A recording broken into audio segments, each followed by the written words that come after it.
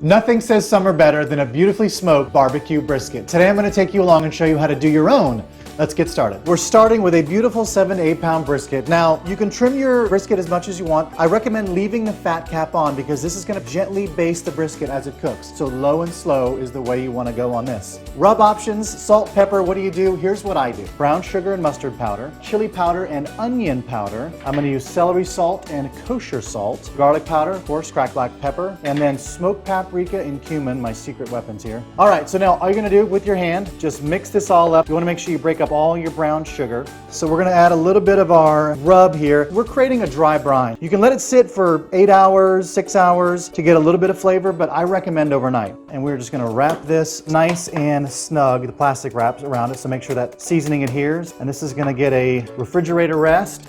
When it comes to the perfect brisket, it all depends on the wood. If you like a heavier smoke, mesquite or hickory is a great way to go. I like a milder, sweeter tasting smoke on my brisket, so I'm going to use an applewood. You could also use pecan or cherry wood. They're great woods to smoke with. So I've got about 8 to 10 cups of applewood soaking in water. Now the smoker already has coals in it. They're already ashen white. They are ready for our wood chips. The temperature you want your smoker to be is about 175 to 200 degrees. So we're going to add the wood chips. We want to make sure we close the top quickly because we want to seal in all that smoke here. Now when you start to see a little bit of white smoke coming out of that, we're just about ready to go. So I've got my tray, and the tray is going to go in as well, but I'm putting the brisket right on the rack. Tray goes right underneath. Again, we want to catch all that beautiful juice.